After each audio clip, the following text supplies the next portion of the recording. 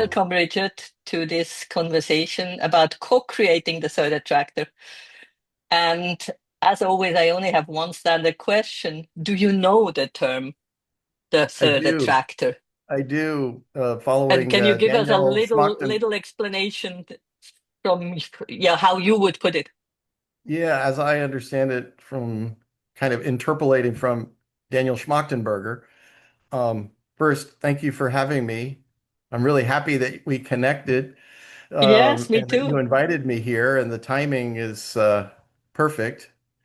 So, well, the third attractor, as I understand it, would be um, some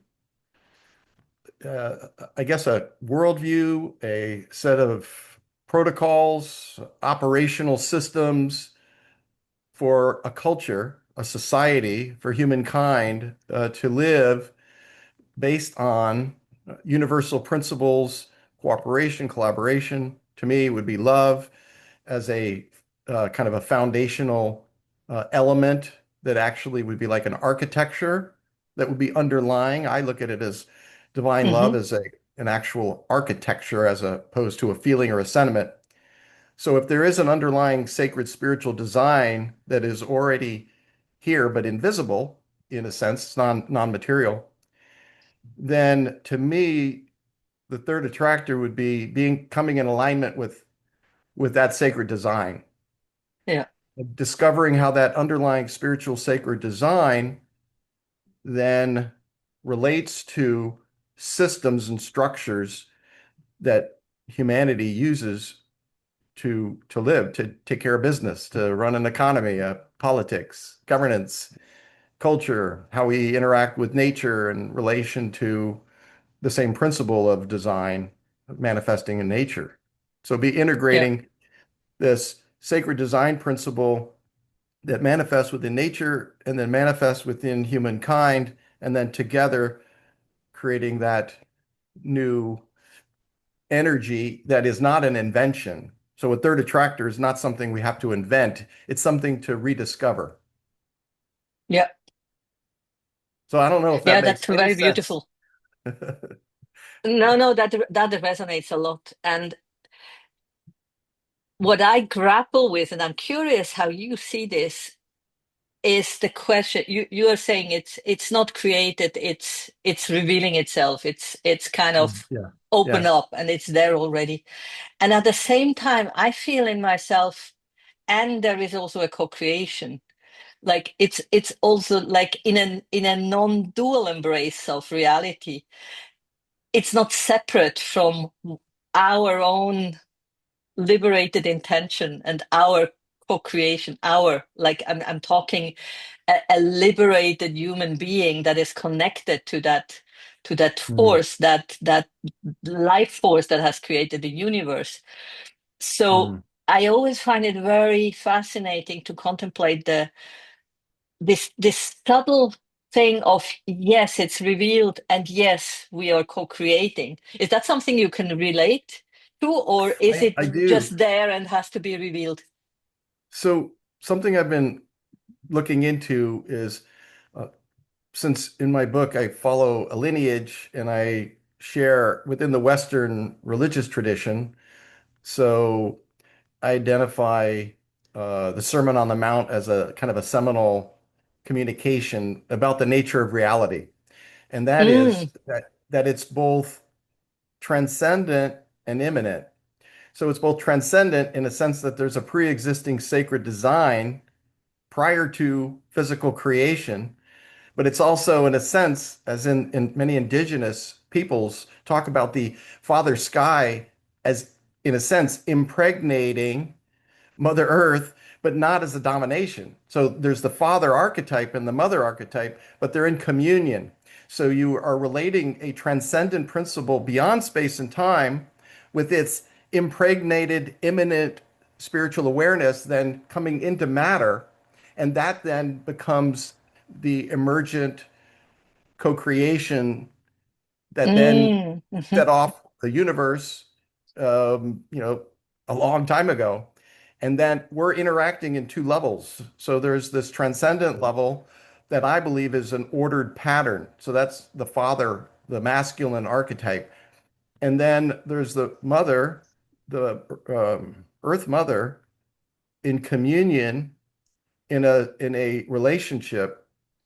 So it's both personal. So I'm going to kind of go off in another direction. So I believe non-duality is one aspect and way of knowing, and I've experienced that through my, childhood spiritual awakening experiences. But I also noticed that it can be personal, so that a transcendent deity in a theistic uh, concept, right, monotheistic concept, is in parallel to a non-dual, and that they can coexist within one being. Yeah, And yeah, and it wasn't, and it so there's two, I think, spiritual giants that I believe are saying something very similar from different traditions to kind of illustrate this. So one was Saint Maximus the Confessor, the 7th century Eastern Orthodox monk. So it was fully within the Orthodox Christian tradition. He described that kind of panentheism of a transcendent God beyond space and time, but also an immanent aspect to it. So there was a personal relationship like through Jesus. So that's a personal deity, yeah. but also at the same time, a non-dual experience. And the other person was Aurobindo. So Sri Aurobindo described a very parallel process. And what he was saying was that there's this interface between its transcendent reality and the immanent, and that was the foundation of his idea of an integral yoga that's multidimensional. So these levels or dimensions are fully integrated and multidimensional. I bring this up as a nuance in that I'm hearing a lot of folks talk about non-duality, and I think it's valid. It's just that sometimes there's a subtle, let's call it a metaphysical elitism that says that non-duality is the evolved preferred state, that we're all heading in that direction. And I'm saying, well, maybe it's this a connection between a transcendent reality and the immanent, and as they're brought together multidimensionally, that they're not either or, that it's actually a bigger, expansive way to know. Um, and No, no, Richard, you are talking to the already convinced, because like in my lineage, in Andrew Cohen's lineage, this is exactly how we see reality, and I sometimes call it true non-duality has to embrace being and becoming, has to embrace the transcendent and the immanent as a non-dual reality, and and that is fascinating, isn't it? And I think, yeah, I can only say yes, yes, yes to everything that you are saying. And it's a fascinating thing to try to live in that way, to be fully aware of that this kind of non-duality that embraces everything, like really everything, the immanent and the transcendent, and to not to fall into one or the other too extreme, but actually hold it as a non-dual embrace, no? And then also, I just wanted to add what you described as the immanent God and the transcendent God. Wilbur and also Andrew in his teaching often speaks about the three faces of God. God as the I amness, like the non-dual I amness, and God as the I Tao, like the reverence, the bowing down before God that we want to do, and then also God as the big process of creation, of movement forward, and that's a similar way of thinking about that. very interesting. I'm not a theologian. I come at this through direct experience, especially relationship to Jesus and my understanding and of his teaching and his life and the meaning. But it sounds interesting connected to a Trinitarian, a Trinity Yeah, view within a Godhead. So, in other words, different aspects that are, in a sense, co-equal. And the beauty about the Christian tradition that I was steeping myself in as last 4 years of writing my book. So I was trying to discover language that was more universal to describe the 50 years of my life journey, which led to development of symbiotic culture and these ideas of how to build a new operating system, like a third attractor and community. Yep. I had to steep myself into different traditions, and I, to some extent, align myself with the Western religious and spiritual tradition, actually even understanding 40 years ago as a anti-war, anti-nuclear, previously a progressive left wing, pretty, strident against hierarchy and patriarchy and Western civilization and capitalism and all that stuff. It's important to have those experiences and understanding of what's happening. But in order to build something new, to have a third attractor, I've come to the conclusion it can't be based on a reaction. It doesn't mean Mm-hmm. I've forgotten about the challenges of inequity and injustice in the world. It just means that in order to build, I have to focus on a deeper understanding that is foundationally about manifesting goodness and the good works that people are really already doing. So that's what I've encountered, that the foundation of a third attractor is like hidden. It's scattered in pieces, worldview Yeah, pieces, yeah. like literally millions, millions. It could be billions because of social media and that everybody's on their phone. We literally are proliferating and fragmenting worldviews further and further inverted away from that primal understanding of that there's an actual sacred design that's from I would say, an objective reality that can be subjectively experienced. Yeah, that makes a lot of sense. I, I want to go in different directions. You are bringing up so many good topics. So one Sorry. is I'm very no, no, it's cool. One is I'm very curious what you see as the foundational values that you mentioned a few times. So let's just definitionally talk about the difference between values and virtues. So Yep. values are an entire set of um, not principles. They are what people consider important to them. For example, values generally, broadly speaking, are relative. So one person considers happiness coming from one thing, maybe from material success. Another person values happiness coming from meditation, peace. Maybe Yep. somebody values money, somebody other doesn't value it. So it's conditional. So, but that means it's based on the ego, and there's nothing wrong with it. It's just the way we function. There's a subset of values that are not just relative and conditional, but they're universal, and those are the virtues. So virtues are a class of values that are universal, in which when you speak of them, you don't speak of them conditionally, like Mhm. different forms of what makes you happy. These are spoken of as virtues like integrity, and Mhm. love, patience, kindness, forgiveness. These are universal in the sense that, generally speaking, cross culture and time, these are highlighted as universally good, true, and beautiful. Like nobody's disputing, you're not going to find people arguing about not having integrity. Okay, so what I'm Yeah, positive. no, can I challenge this sentence Yeah, yeah, because yeah. I Go find ahead. that very important and Yeah. a challenge in a good way. Because I believe you are up to something here, but I grapple with the question. Let's take integrity. That's a good one. Don't you think that a terrorist can think he is showing integrity inside his own worldview Yeah, I hear what you're as saying. much as a Christian can show integrity? So I Or think where I'm or pointing to is how do we, because I have an integral background. I don't know how much you are into integral and can well. there's a oh, sorry about that. I was No, getting a I delay. just wanted to clarify what I am grappling with because I'm kind of trying to find out, are there values or virtues that are universal, and I haven't found them yet Yeah. really, because I always find myself saying, oh, it depends what world you embrace. And then So let integrity me, means something else.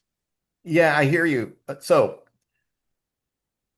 virtues do not travel alone. So in other words, there's a problem in the world when you singularly apply one virtue, say compassion. Somebody could have compassion only and it could lead to genocide. Like they could feel that. So, but that's the challenge. So the ultimate is a Mm, constellation of virtues that balance each other. So what is the mm, balance of what would be the balance of integrity that say somebody who's a terrorist and could rationalize, their kind of mentality?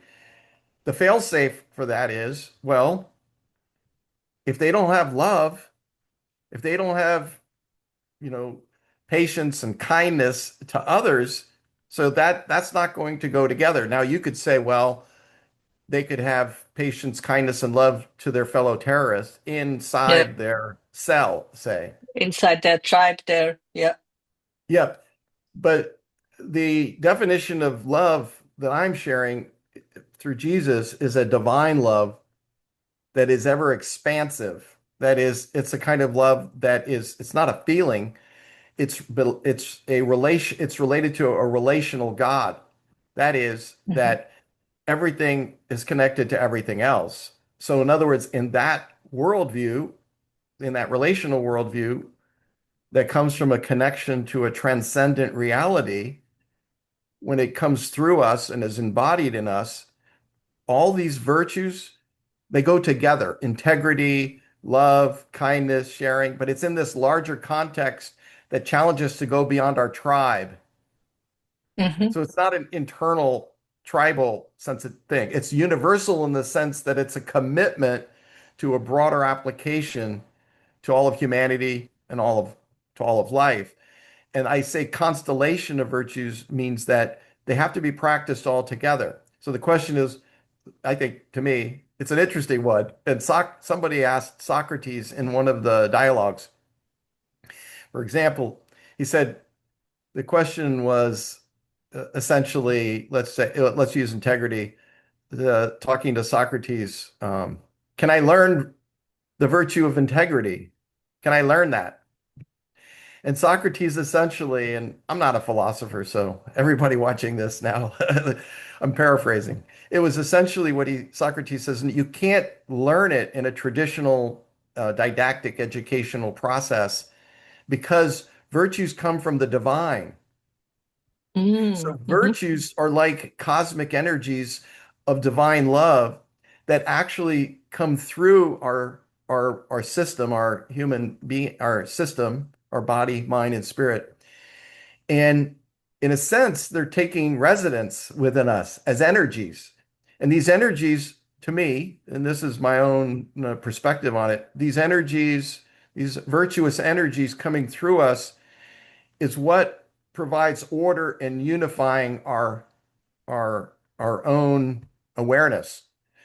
And it unifies it and it orders it in the sense that when you practice virtues as a constellation, they're constantly balancing each other. It's very similar. I'm reflecting, I believe, a Christian worldview, but in Buddhism that I've been also studying and practicing meditation since the early 80s, Tibetan Buddhism, they talk about the negative emotions and poisons, like poisons, and the antidotes. So they're talking about this as a in the same way that there's a constellation of virtues, like in a tool chest. Like we have this resource, we have this tool belt, like we're carpenters, but we're virtuous and we're like reaching into the tool belt. Like so, when we're feeling like overwhelmed, we have to realize we need to come back to balance. But what is the part of Hmm. our knowing and awareness that allows us to even know that we're off track?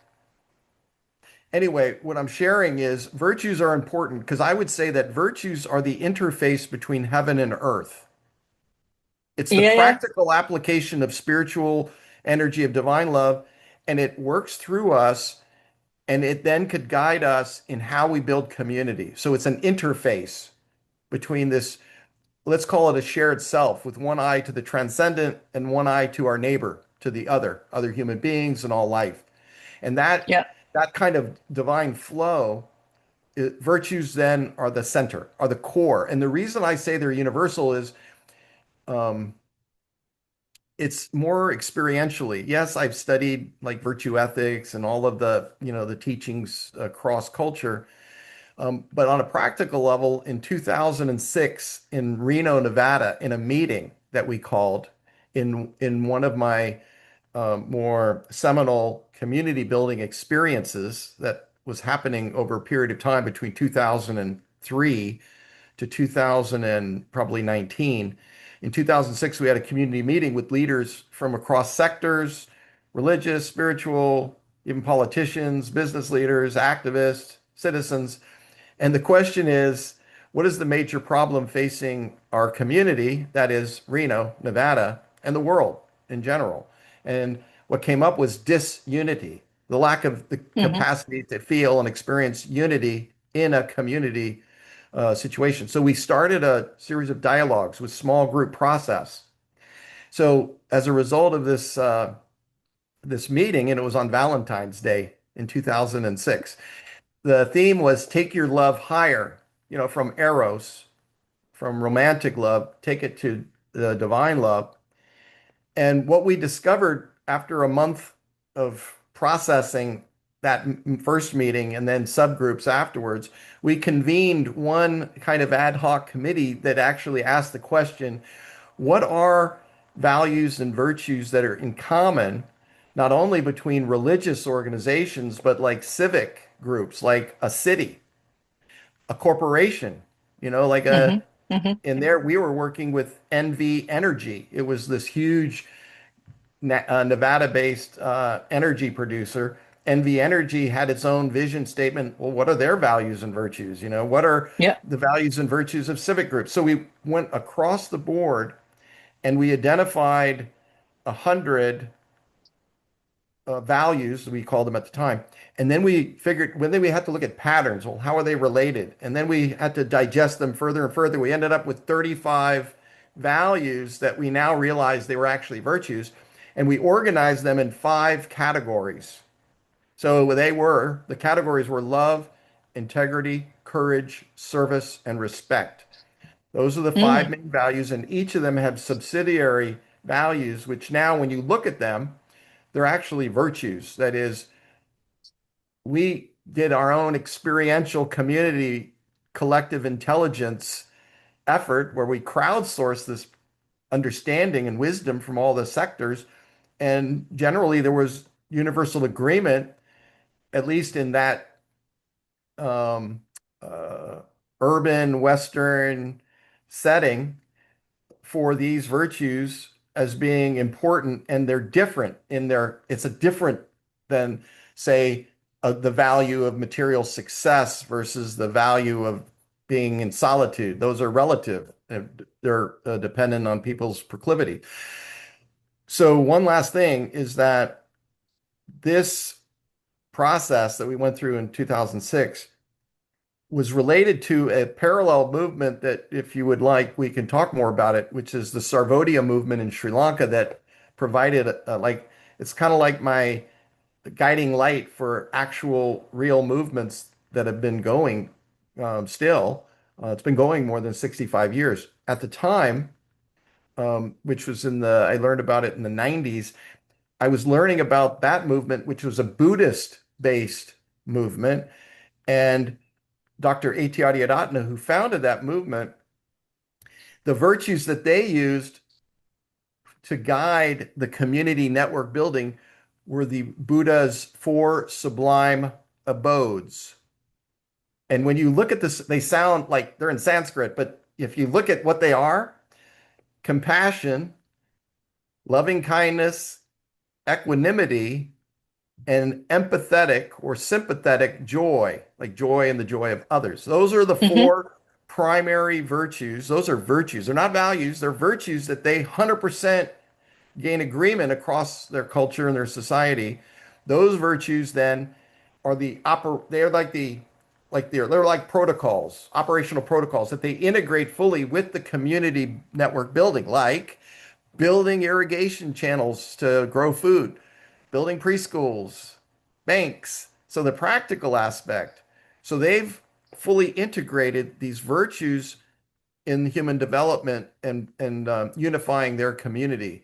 And today, they have 5,000 village-based ecosystems, local economies that are all rooted in these virtues. Now, those four virtues are included in the 35 virtues that we found in the West. So, in other words, I'm not a scholar, I'm not a philosopher, theologian, academic, so I make no claims. I'm not coming from that point of view, and I don't want to have a debate with anybody about this. I'm saying what works and what my experience is that it's possible, even in this Eastern, South Asian Buddhist cultural context and a Western urban context, it's possible to discover shared virtues that are like energies that guide co-creation of communities. Yeah, yeah, that's beautiful. No, that's totally beautiful. How do you see the importance then of kind of the inner development, or how do people get connected to these virtues or values so that it's possible to create community? Because I think we both know it's not that simple as it sounds. No, while Yeah. while we, I think, very easily agree that if people would all live by these virtues, be it the 5 or the 35, life would be easy. But that's not the reality of what we see. There is a lot Yeah. of selfishness. There is a lot of Yeah. fear in people. There is a lot of self-concern. So there seems to be a step there into inner development of people that is necessary to be able to really come together in that beautiful way. You know, absolutely right. And what I learned from the Sri Lankan model and Dr. Ari is how to integrate fully a what they call personality awakening process, which is the first level in their Oh. five-stage development.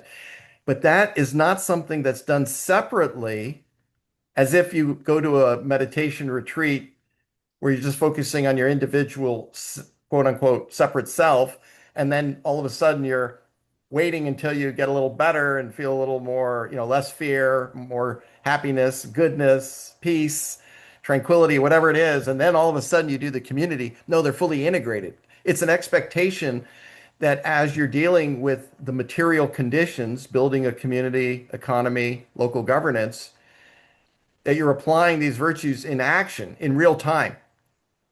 There's no there's no like separate individual practice. The practice is already integrated into the action. And this is the hardest thing that I found that Westerners to understand, to really grok this. It's sad, but this Sarvodia model that's been so important to me has just been neglected by people in the West, especially those who are, into evolutionary spirituality, those that are into regenerating cultures and dealing with the problems of the kind of systems that we have. They just I think there's an inherent bias that somehow in the West, we're going to think of these things ourselves. We're going to reinvent and create our own new systems and structures. But it's still within a separating framework that I call the culture of separation, which means that Mhm. spirituality has been relegated to a personal path. Yeah. And it's become an industry. So it's commodified since, let's just say, the 60s, 70s, 80s, the development of the human potential movement. What happened, I believe, is that the descendants of the New Age movement, literally, what happened is that everything's been commodified in a sense that we're in a consumer culture in the West, and America is probably the most advanced in a good and bad way, let's just say. And it's even further fragmented spiritual practices. So in other words, it's just like they're packaged separately rather than integrated into a whole. Now, I'm generalizing about the broad field. Obviously, the work that you're doing, Andrew was doing, is trying to put it together and integrate it into fashion. Now, what I'm describing is an even further integration into the social collective realm Yeah, of yeah. local community. So And can I give you an example of how that might work, like personally, like a personal story of I would how it works? absolutely like to hear that. Yes. Okay, so part of the answer about how you integrate, let's put it in quotes, personal spiritual practices and community development. Imagine they're not separate. And imagine when you were developing and awakening that you're doing it in the context of a community, but not a separate spiritual community where you have a particular kind of spiritual practice. Because there's literally thousands of practices, and people gravitate based on their personality to different teachings and teachers and religious sensibilities. But imagine a spirituality that's more like an extended spirituality. In other words, the Hmm. assumption is you already have people already have a practice. They're either religious, maybe they're not theistic, they're spiritual but not religious, they're secular, they're atheist. So everybody has their existing worldview and spiritual practices. So what I'm sharing is something beyond that. I'm sharing a way to take that foundational based spiritual development that every person more or less on a continuum has developed and creating a collective container from which to apply it and practice it. So here's the example. So what I realized in when I was doing this organizing in Reno, Nevada, we built a local living economy network. We built a network of more than 500 local Main Street businesses and nonprofits, local government to relocalize our local community and economy. Hmm. Then we built a local food system network to look at that sector to increase local food production and consumption. So these are very practical, hands-on things. So the question is, how does spiritual practice integrated into developing those networks? See, it's never a separate process. It's an integrated practice of the development of these spiritual practices in action. So once I committed to unifying my community, which in that case was Reno, Nevada, or Northern Nevada, once I committed to that, it was a county of 500,000 people. So that's the scale of that region. Once I committed to unifying my community, it opened up a, a portal within me to become conscious of any limitation, thoughts, feelings, negative emotions, anything that was in the way of unifying my community. I committed to discovering it. So Hmm. let's look at some of the things that I learned. One, I had a progressive left-wing ideology that I assumed was morally superior to others. I didn't even know I had it. I was an activist, doing anti-nuclear and anti-war work in San Diego in the early 1980s. So this goes back quite a bit. But in Reno, I realized, wow, if I want to unify my community and I'm finding out that I'm actually I have a progressive worldview. It's not that it's wrong or right. It's that it's a bubble. It's a tribe, and Hmm. there's other Hmm. tribes out there. There's conservatives. There's religious, mostly Christians, say in the United States, churches, and indirectly I excluded them from my universe. But I didn't even know I was doing that. But that is Hmm. built in not as just a personal individual challenge. This is a cultural phenomenon. I call it the culture of separation. And it's me, from my perspective, it's been developing for 2,500 years since the development of the idea of materialism as a worldview. So I believe it's all part of that separation, that mutation. It's created an amazing economic development and freedoms after the Enlightenment, but it's come at a cost. So we're at a Hmm. point where we can take a lot of the good from that trajectory. Anyway, I'm bringing this up because this is the milieu that spiritual development is happening. It's not just a personal practice. I was part of a collective doing this work. So we worked together on this. So here's an example. There was a committee meeting we had. We had like a small committee of core volunteers who were helping with this, what we call conscious community network. And it was at a time when there was a presidential election one of the committee members was a Republican. He made some comment. I remember this so clearly. And it just seemed out of place because it was coming from hurt. And we always try to keep our these meetings free of religious, political, or business sales content. That's a key Hmm. container. So it came into the container and I reacted. And that was the first time I realized, oh my gosh, I'm a progressive in this, and this guy has a different view. And it sounds insane that I would just discover it then. So what did I do? I invited him to lunch. So we went to lunch and I was listening and I asked him, tell me more about where you're coming from. How do you feel? So it turns out he was a Vietnam veteran who served in a particular division of in Vietnam. And basically, when he came back, he was, people, protesters at the time looked at them and called them like baby killers and things like that. Okay. Yeah. Um, he had to deal with that. So it wasn't about right or wrong. It was about me understanding where his concerns came from. So that is part of a practice of, first of all, identifying that I had this ideology that I wasn't aware of that was political, and then that I got triggered. So my triggering led me to become aware that I was having a separating worldview and that I was judging him. Hmm.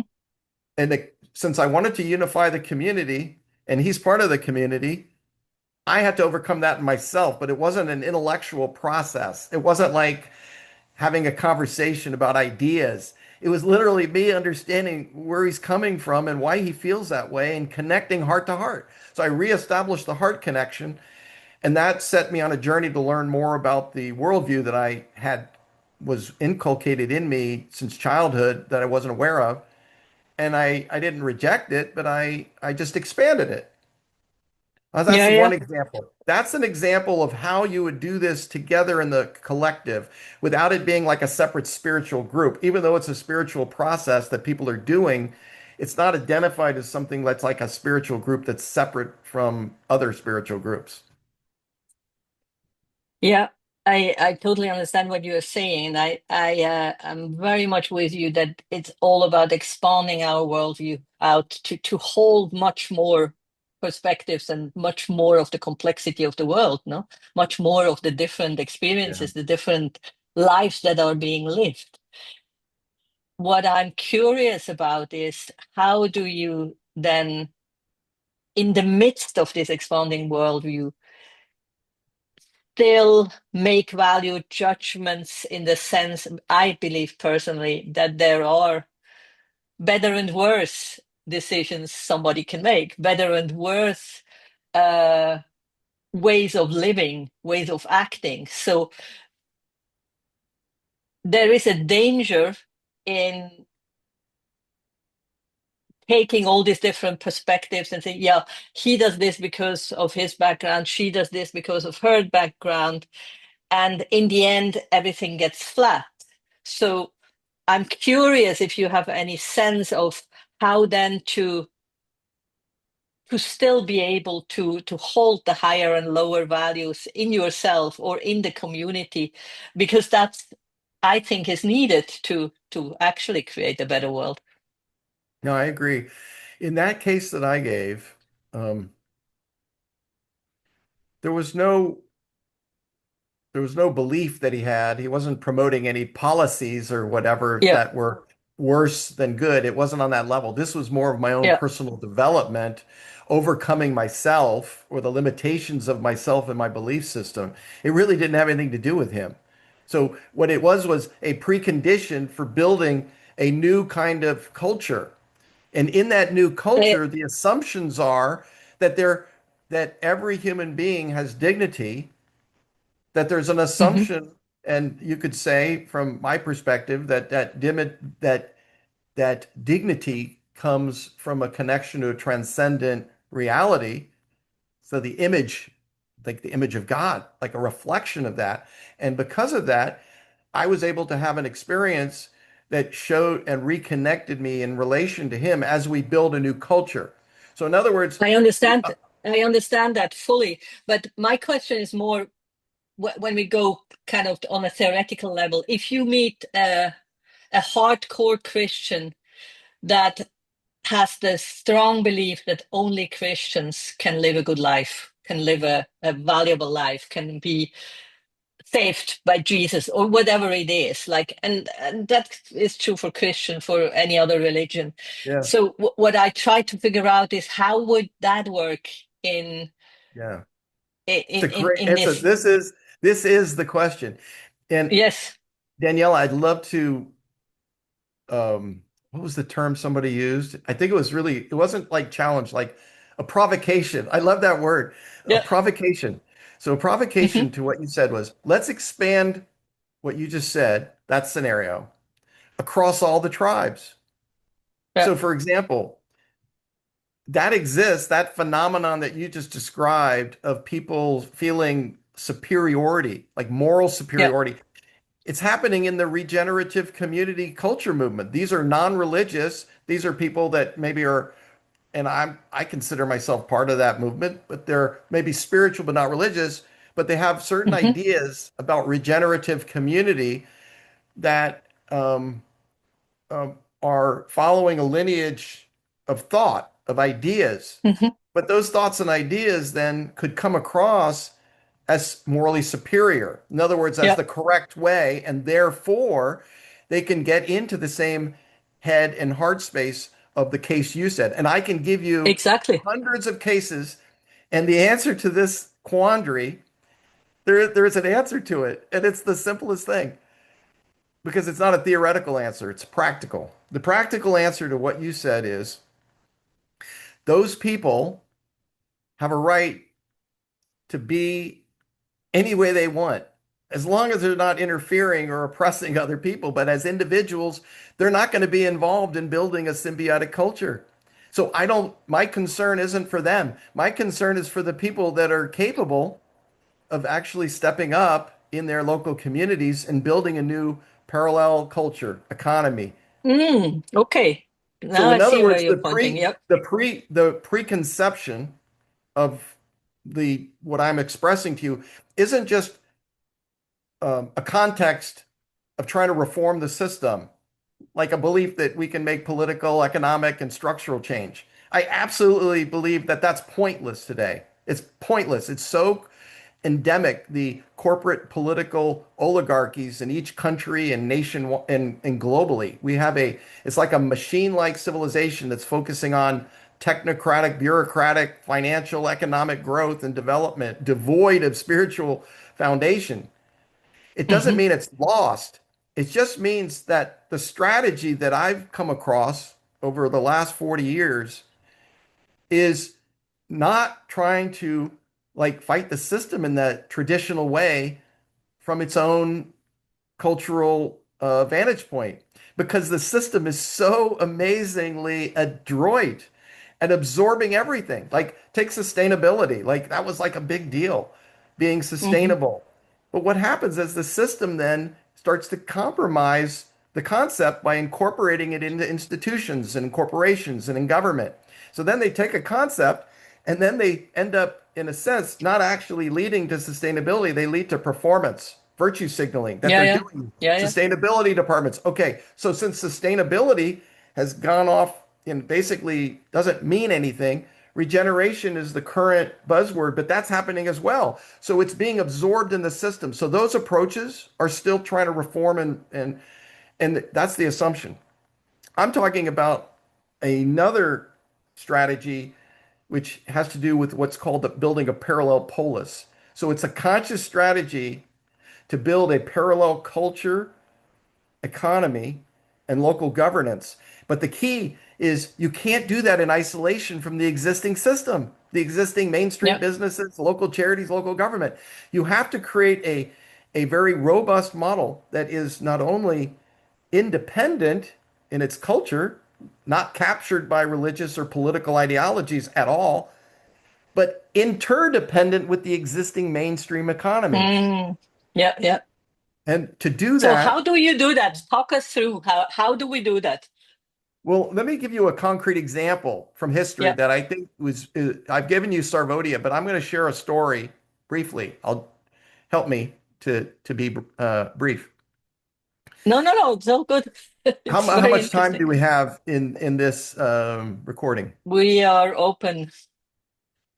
Wow. Okay, well, let's do it. Let's do it. So I'm going to share an amazing movement that most people haven't heard of. Maybe Mm.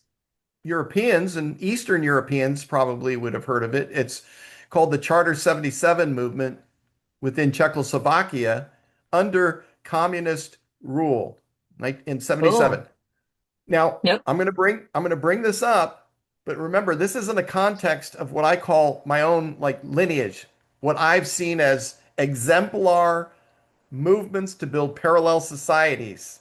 yeah, So let me focus on this one example, and then I'm going to expand to the entire lineage, the other examples, and yeah, what these are concrete, real life world situations in yeah. in terrible scenarios. Imagine being and growing up under communist Czechoslovakia. Now, my wife, Marta, she grew up in communist Poland.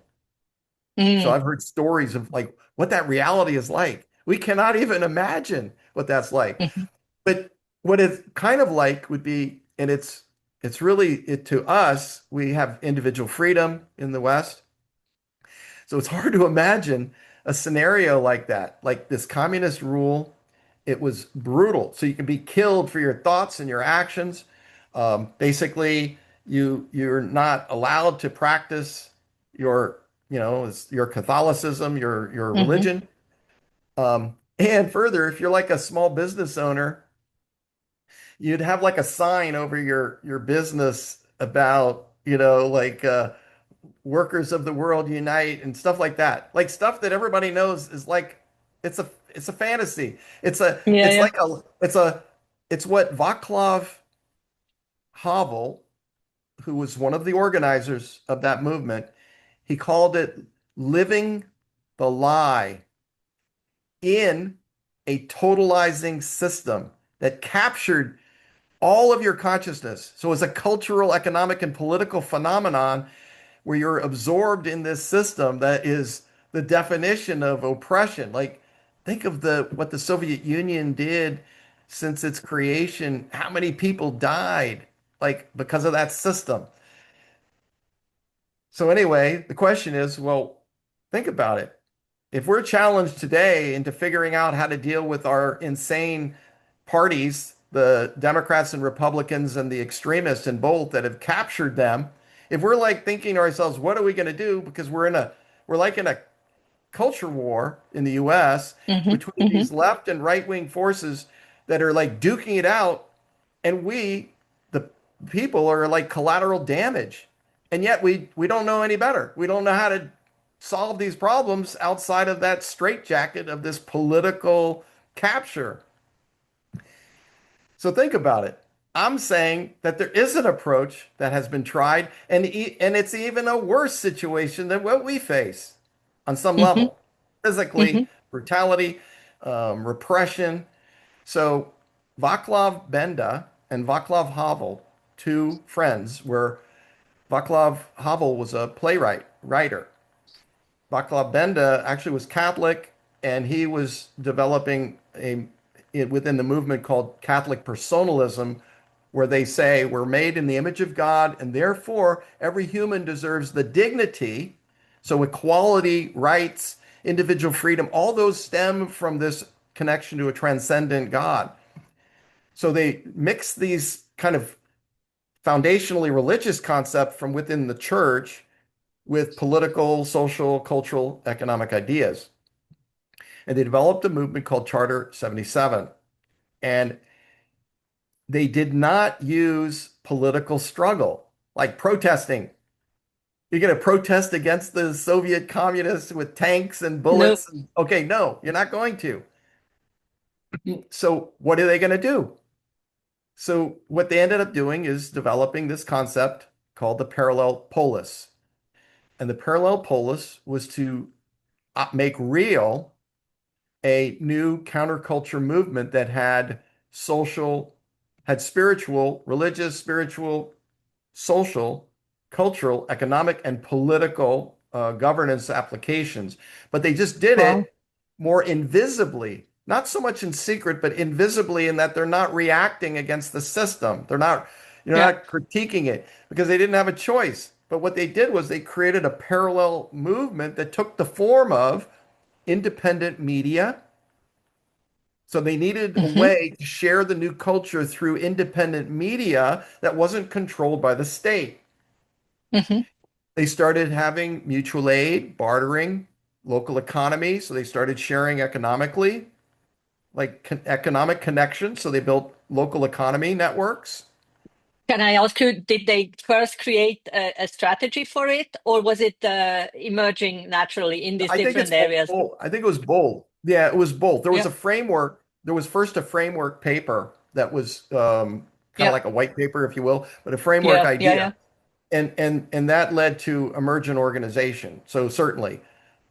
But what's interesting about it is even though that movement had a religious, faith-based foundation, the application of it was broader than that. Like you didn't have to be a Catholic in order to participate.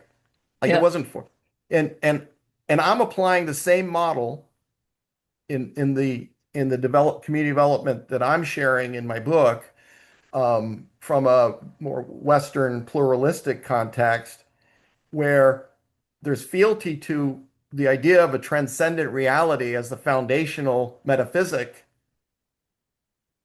however people define that. I know how I define it personally, but people are allowed to come to that based on their own understanding as long as they're practicing that transcendent divine love in action.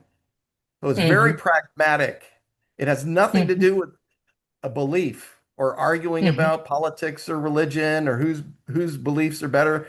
It's the proof is in, are you building a stronger local economy? Are you building a local food system? Are you getting all the arts and culture and the media, independent media to come together and to promote this new culture of love and goodness? Hmm. That's the Hmm. that's the thing. So kind of fast forward is so they that involved thousands of communities at these are grassroots communities. And what's really interesting is when the Soviet Union collapsed for a variety of other geopolitical and internal economic reasons, when that happened, at the time then Czechoslovakia it emerged as the Czech Republic, and Yep. Václav Havel, who was the playwright, one of the organizers of the movement, became the president. Yep. So they had infrastructure. They literally had built an infrastructure for many years that once the Soviet Union's domination fell away, they, in a sense, could bring that infrastructure to then, at the national level, be the new governance. This is the And model that is universal, and I've discovered a number of other movements that have the same foundational elements. And this is what I'm presenting in my book, like for people to understand where it comes, where these ideas come from, how they were applied, how I applied them in Reno, and then how they can do this themselves wherever they are. yeah, I understand. And to stay for just a moment with the Czech Republic, do you feel it survived there? When you But like travel there, everything can you else, still okay, feel it? see, think about it. Um, Nothing can survive liberal economic globalization of the last 70 years. Nothing. Everything is Mm, absorbed into it. So elements of it, I'm sure, I haven't been in mm, touch with them, and I'm not criticizing them for maybe not having maintained that level of movement. But if you think about it, it was in one smaller country in Eastern Europe that was surrounded by the European economy of the EU developing, which has its own, it's forcing these nations to adopt certain yeah, economic yeah, policies. So that's, if you're at the national level like Václav Havel, no matter how good his intention, it's hard to sustain a grassroots movement in an accelerated globalization context. So that's a yeah, bigger yeah, yeah. context that Nobody can escape that. So what's different about it now is, and I do believe it's possible because I've experienced the practicality of how you can build a movement locally. Hold on, I'm getting this weird thing here. Oh, so I've experienced that. In order for this, what I'm describing to work, it has to be global, but not started by a global movement, Yeah. like a global organization, because that's top down and that's antithetical to bottom up. So the paradox is, how do you create a fractal community empowerment around this third cultural attractor? How do you do that so it's straightforward, understandable, the average person can implement it without money, without a lot of creating formal organizations, without a lot of time? How can they do it with the resources that currently exist in any community? So the vision would be the development of a new kind of globalization. And the only way to resist what I'm describing that happened, how the Czech Republic was like absorbed, is it has to be a bottom up in tens of thousands of villages, towns, and cities worldwide in a relatively similar period of time. So it's not an Mm-hmm. exponential growth. Like you get, oh, let's get one community here doing it. Oh, and then it'll maybe two more over there or there. No, it has to be rooted in some sacred design principle that is resonant. And that's the third attractor to build community. If that's true, then it could be a bottom up fractal development. It's not Yeah. exponential, it's fractal. So Mm-hmm. it's built on Mm-hmm. it's not based on building structures or systems first. It's based on being aligned with this sacred design principle. Sacred design principles can be embedded at any scale. Yeah.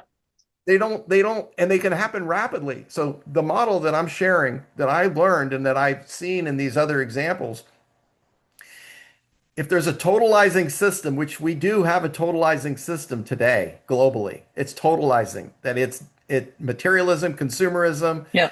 control, surveillance, everything that's against freedom, against the spirit, against the human spirit, the soul, if you will, of mankind. It's on top of us. So in Mm-hmm. order to deal with that totalizing reality, it's just the same as being in the Soviet Union, except for the tanks and the brutality. It's an emotional, spiritual kind of capture, political capture. Yeah. That we're in this kind of, it's like a fog, and it's the fog of separation. It's a belief in a worldview that is antithetical to sacred design that says we're all connected, we're all one. So, in order to deal with a totalizing system, we need a totalizing fractal empowerment from the bottom up at the same time over a period of years. Now, obviously this is a continual developmental process. It's not like all of a sudden there's like everybody's awake and it's kumbaya. No, but it's the commitment to an alternative that's coherent and a Yeah. strategy that can bring together all the disparate threads of movements that already exist. So it's not like creating your own separate movement. It's about connecting the good and the movements that are already on the ground doing good right now, all the time, 24/7. It's about creating a new context through a new community operating system that is both dependent and independent of culture. Yeah. And whether you're a developing country or an overdeveloped country, or whether you're West or East, that's not relevant. What's relevant is there are certain universal truths about the human condition, what people care about, and what they are afraid of, what they are concerned about. And those are the issues that we have to deal with. So those are not intellectual issues like having the most proper spiritual or religious worldview, or having the most, the best regenerative system planning, or having the best, local economy planning. This is so foundational and basic. This has got to be the first layer because we have to build trust amongst people that have been broken down by Mm-hmm. the being in a system like this. So building trust first, you don't do it through just intellectual conversations or arguing about strategies. You don't. You build trust by showing up for your neighbor, by showing up in your community, by being starting to wanting to be holding space for this kind of a new community, a new culture to emerge, and that is primary. It doesn't mean that Hmm. all the good works that are happening, there's so much good work, but it's in isolated fragments. They're not connected. But you can't connect it by forming some like top-down coalition. You can't Hmm. force it. It's got to be an emergent process. And in a Yeah. sense, I'm looking for in my book, I'm writing for, I hope, love-centered, heart-centered people who want to learn how to build new systems in their local community. To some extent, it's the opposite. The opposite would be people that are really into systems and structures and ideas and intellectual. I think it's harder to teach them to come from their heart than teach somebody who's already in their heart from their spiritual growth and development, teach them how to build systems. I that's my approach. And so I'm not like Mm. fighting anybody. I'm not fighting anybody. Yeah, I'm yeah, looking for like people that are capable, however they got there, yeah, however you got the capacity, whether it's meditation, it's, following Jesus, you're a Christian or you're an agnostic, you're in the mix. Just bring yeah, yeah, your awareness, bring your love, bring your goodness, and let's put it together because that's going to be the only thing to dispel the darkness, the evil that's really emerging within these larger systems. And I honestly believe that that's true. Now, to many people, they might think, "What is he talking about? Light and darkness and all this?" Well, I think it's a simple way of describing a reality. If hmm, emergent organization can emerge goodness, I've seen it. Emergent organization also emerges the opposite, darkness and yeah, evil that yeah, captures systems, economies, politics. Think of it. What this is happening in the past. Communist Soviet Union, Communist China, Hitler. These are all systems of regular people. At one yeah, yeah, yeah, point, they went through a process, and we are not exempt for that. If no matter how we think about ourselves in our liberal democratic society, we are not exempt from having the worst elements of our nature come up if we're threatened. Economic, yeah. ecological, all of these things are happening on the horizon. And I've come to the conclusion the only way to deal with that is not a new system, not fighting anybody, but just connecting the good and the good Yeah. works that are already happening into an effective, coherent, spiritual and community system of network formation that doesn't force anybody to do anything. It's like opt in, you know, Hmm. volunteer, come in, And do it. where are you working now on all of this? In what geographical region are you working right now on So this? I mean, that's a perfect question, and I can understand the seeming contradiction. So you can in my book I describe that whole story. We came to Hawaii. We're in Hawaii, my wife and I. We moved to Kauai in 2021 during the pandemic, and Mm. then 3 years ago we moved to Oahu. So we're living in a small town in Oahu. And the irony of this whole thing is, and I made some initial forays into building this kind of community, but I realized that there were some challenges. I'd have to spend some more time, and I needed to spend full time to finish my book. So in other words, I had to make a decision about time. Like Yeah. for me, it's been flat out 100% every day, like every day for 4 years. So the irony of it is I had to finish this because this is like a living Yeah. testimony, like a witness to what I've learned and seen over 50 years. It's a story of 50 years of having Mm. a transcendent experience at 12 and throughout my teenage years, and how I experienced this sense of unity, interconnection, being part of something bigger than me and feeling connected to everything. And it was a beautiful experience, but it was also like as a kid, I opened myself up to the world and I felt it. I felt this fragmentation that human society somehow had mutated away from natural systems design, like ecosystems Hmm. on an ecological level. So that led me into a dissonance, and that dissonance drew me into community to start experimenting to figure out how do I connect heaven and earth? How do I connect what I experience as beauty with the reality of fragmentation and Hmm. suffering, Hmm. political, economic systems? And that's what drove me into this path to experiment in communities. And so I've been doing that for so long. And that's the irony is for the last 4 years, I really needed to make a choice in order to finish the book. I Yeah, yeah, really had to, I thought it was more important that I just focus on getting this out. And it's, I'm not an author, so I had to just, it takes time, to yeah. get clarity. To get clarity is not an easy thing. So that's what I've been doing. And well, the book is finished. And there's a like a ebook and a print book and also an audible. Like that literally took me a month to go into a recording studio with my own voice to record the book. You did it yourself. Oh, great. Yeah, I went into a studio in Honolulu area. Mm, Like every yeah, day, I'd be like 3 to 5 hours. I was just like sitting there reading the book, and it's like, yeah. yeah, it was like 20 It's hard work. more than 20 hours. And Yeah, you yeah, and it's like literally reading every single word, and so yeah. there's a lot So to it. please mention the book so that everybody can actually hear what the name of the book Oh, is. you want me to say that right now one time? Absolutely.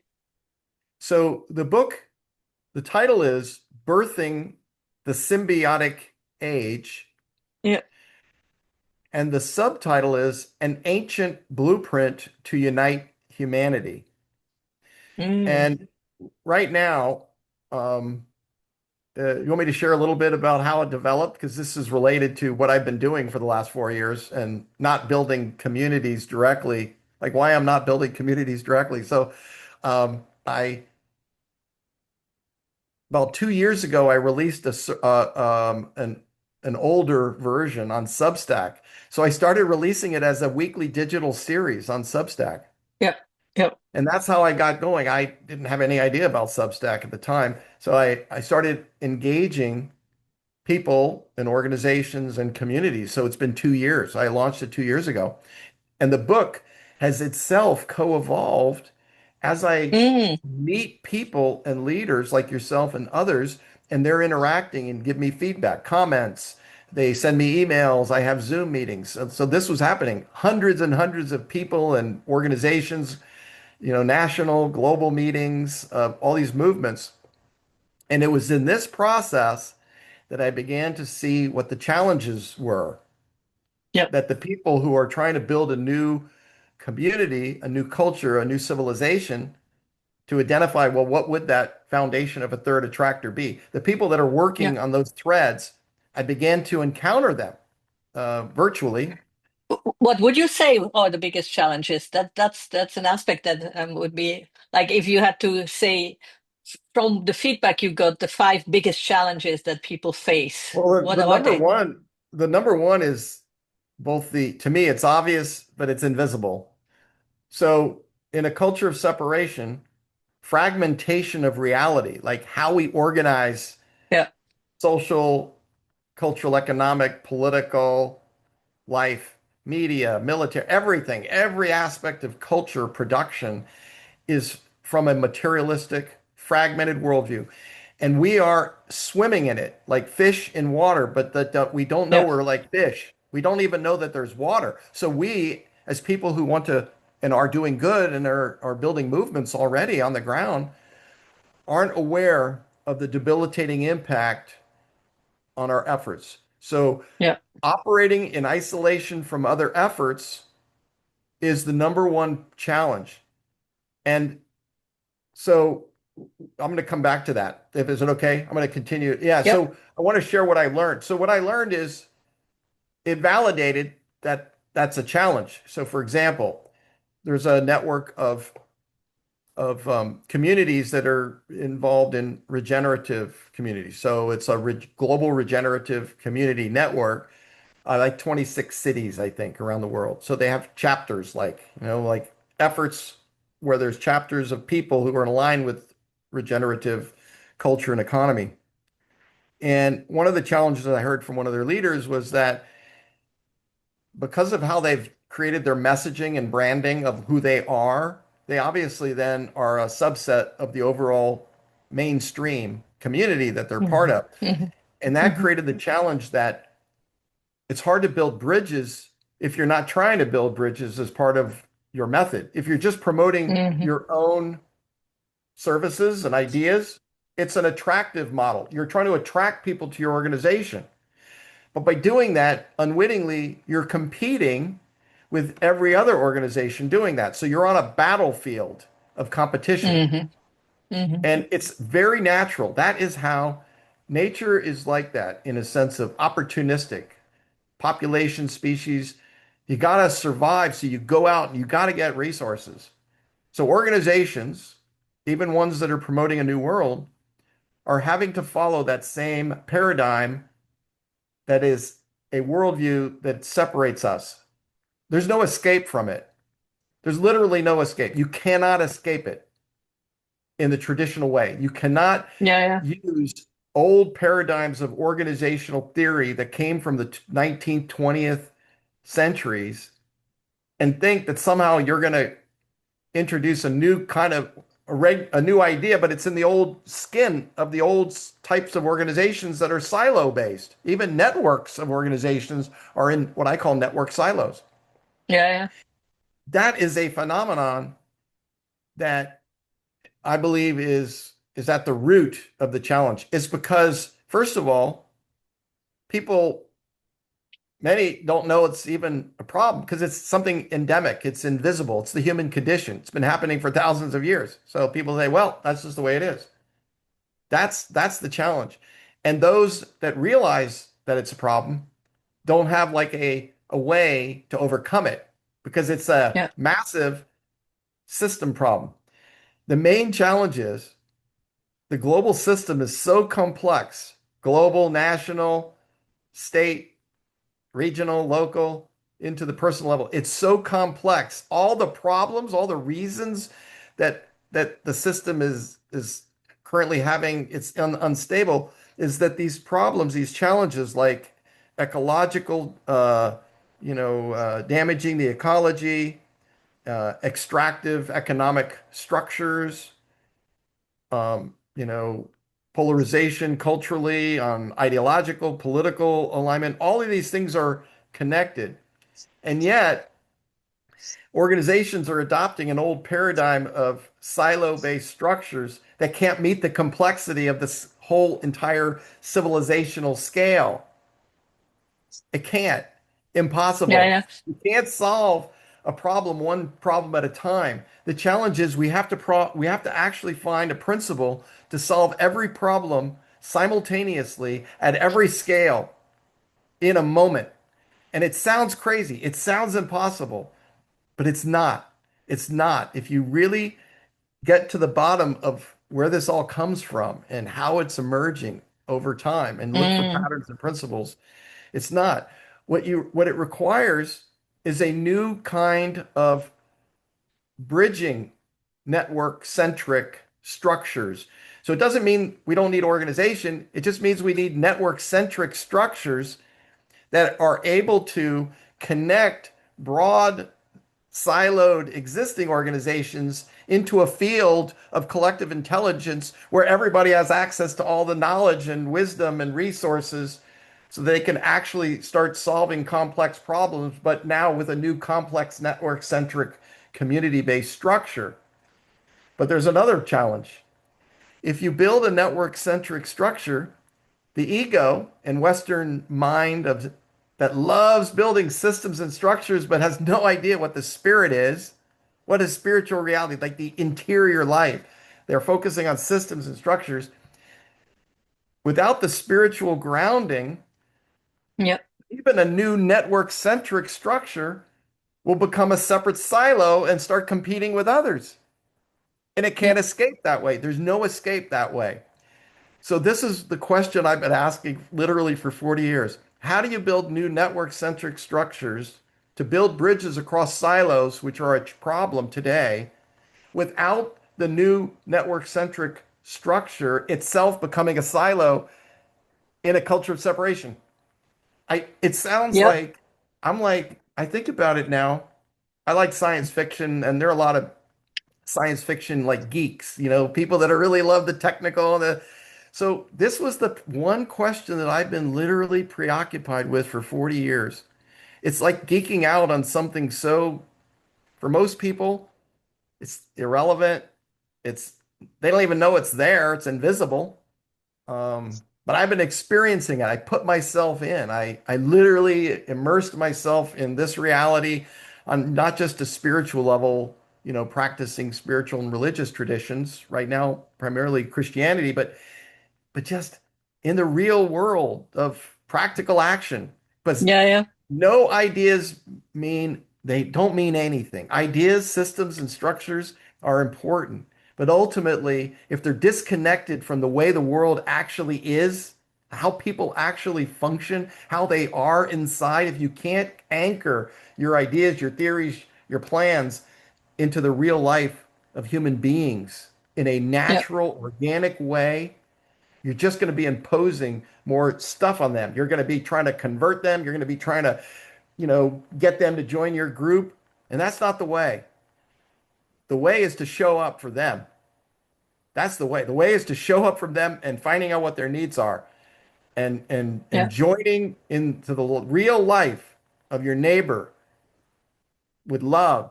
No other agenda other than love and mutual support, getting to know each other, helping each other.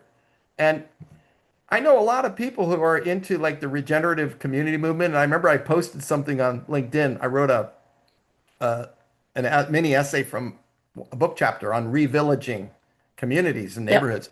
And this one guy said, he goes, "Well, Richard, I love that idea, but I'm into regenerative culture and these ideas. Why would I want to get to know my neighbor? They don't care about these things. Oh, This, I see. Yeah, this fundamentally, this is what's keeping this from happening. yeah. We're in our Beautiful. minds. We're in our ideas, and they're beautiful ideas. None of them are wrong. They're Yeah, beautiful, yeah, yeah, and we should develop them. But if our ideas take us into forming like an isolated, tribe that even is even more inbred. It's like being on an island, if you got yeah, like yeah, 50 yeah. people on an island Exactly. and even if you keep breeding, it may not be diverse enough. It might die out because it's too Yeah, inbred genetically. So yeah, that's the thing. To build true regeneration, we have to reach out beyond where we're at to all the silos because we need all the diversity. We need liberals, conservatives, progressives. We need in the United States, we need MAGA. We need Christian, conservatives, progressive Christians, mainstream, missional Christians. We need secular, agnostic, civic engagement people. So I've identified from this process of getting to know my readers 10 threads of movements that are currently existing on the ground to give some guidance on, well, who are the players? Who would we yeah, connect if we desired to build bridges and to yeah, enter yeah, into yeah. this kind of life? Thanks for letting me share. That was a long, long, long answer, Danielle. I hope it was. No, thank you. No, it's so full. I mean, I'm amazed by everything you are sharing, and I think we reach a good end of our conversation. Not that there would not be much more to talk, but yeah, I think it's a good end, and I Yeah. thank you so much. It was really a pleasure, and I'm looking forward to reading or listening to your book. I'm very curious to go deeper into your thoughts. Wow, I really So appreciate it, thank you. Danielle. That means a lot to me. I don't think I mentioned, yeah, I mentioned the book name. Can I mention like where they could go to find out more? Would that be okay? Absolutely. Yeah, so Yes.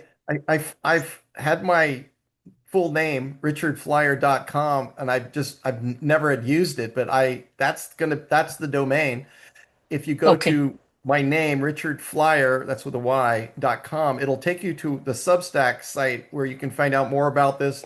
And then, if you subscribe, if the viewers subscribe, then when the book comes out and more materials, they'll get them in their email box. Makes it easy. Yeah. Perfect. I will also put the Yeah. link under the YouTube channel. So thank you so much, Richard. It was such a It's been a pleasure. pleasure. Daniela, thank you so much.